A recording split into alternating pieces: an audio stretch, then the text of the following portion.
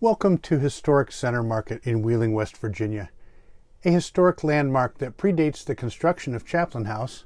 Erected in 1853, this venerable structure boasts a legacy older than the state of West Virginia itself. As the oldest iron market building in the U.S., Center Market stands as a testament to Wheeling's rich commercial heritage. Once bustling open-air marketplaces, the two market houses were vibrant hubs where locals and travelers alike flocked to procure an array of goods, from fresh produce to essential supplies.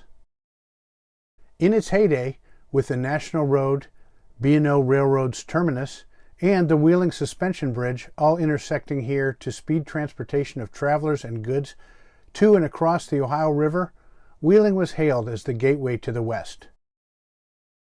History tells us that Wheeling and Center Market were lively commercial centers, buzzing with opportunity and commerce. Close your eyes and envision the vibrant atmosphere of the market, teeming with activity as travelers prepared for journeys into the wilderness of the West or returned from their frontier expeditions. Join us as we delve into the fascinating history and enduring charm of Center Market, where the spirit of commerce and adventure intertwines with the fabric of our city's past and intersects with Chaplain House. At one point, before our house was built, there were stables in the alley on this side of the market. And that would make sense, as much of the area surrounding the market was used for activities supporting the commerce that was taking place in the market itself.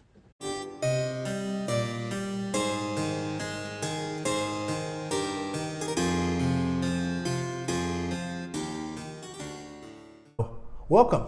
I'm just getting ready. Gonna do some cleaning in the yoga studio today. Chaplain House is in the Center Market Historic District that is just around the corner from Center Market.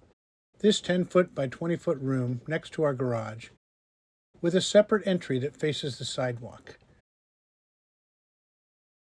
What is this room for? Maybe you can tell us. Please leave a comment for us and let us know what you think the original purpose of the building was.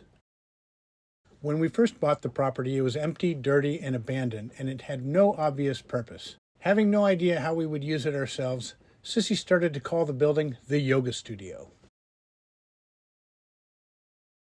In this video, we're going to show the process of our repairing and restoring the room, and who knows, maybe we'll have yoga classes in here too. This roof has been leaking for some time. It had soaked the insulation and ruined a drop ceiling that had mostly fallen into the room, where we cleaned it up and hauled it away. The roofers replaced a few rafters and installed new roof decking, and then removed all the old roofing materials and re-roofed.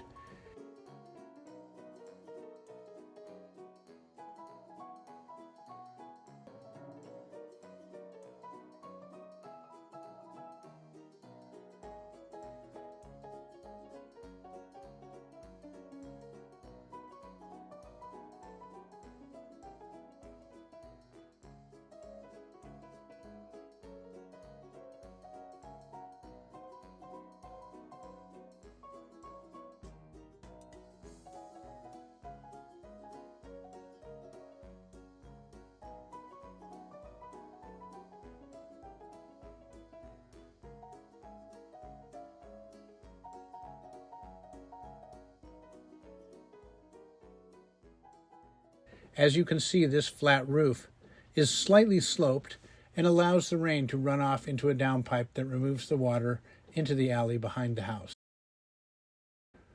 We cleaned out the space and tore out all the old damaged insulation and ceiling tiles. We worked across the entire ceiling to remove all the nails that remained from the previous ceiling. There were nails for the ceiling tiles and nails that held in the insulation.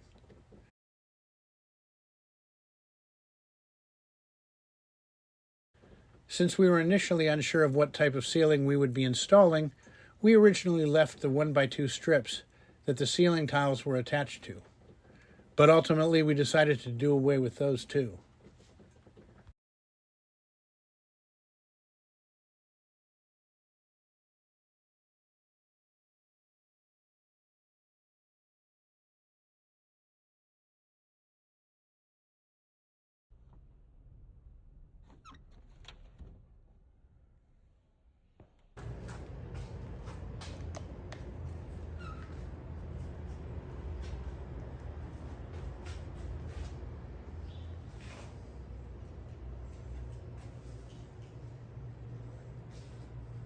In our building, the cinder block construction and the steel casement windows are evidence that the structure was probably built in the late 40s or early 50s.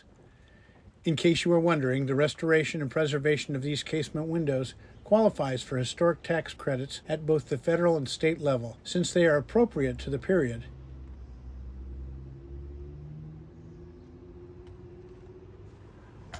Before restoring the windows, we attended a workshop at Belmont College in Ohio, where an expert window restoration specialist gave us a demonstration of the complete process of restoration of these steel casement windows. And included in the demonstration was an explanation of how and why we should use Sarco dual glaze putty for the window glazing. This product can take a couple weeks to skin over before painting, but it's incredibly easy to work with and the results are excellent. We never found Sarco at the local big box stores. We ordered it on Amazon. I'll put a link in the comments. We replaced the broken glass and reglazed these steel 8-light casement windows, which were original to the building. First, we used a heat gun and a scraper to soften and remove the old window glazing, and then we primed and painted the frames. After cutting the glass to size, the panes were installed with glazing springs that hold the glass to the frame and are hidden by the window glaze.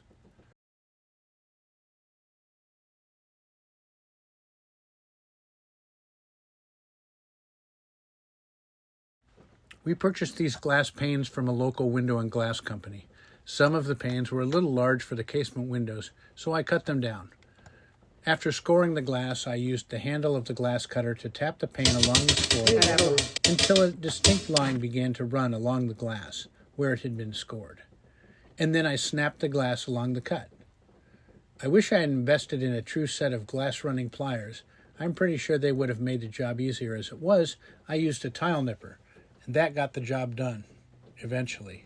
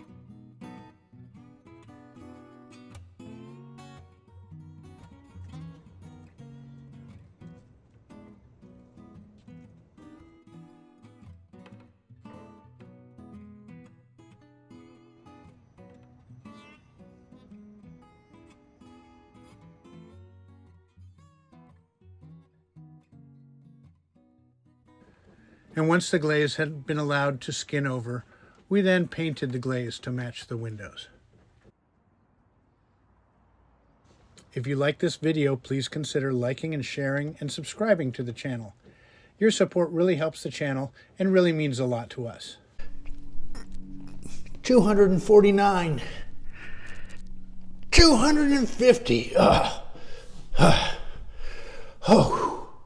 Thanks for watching.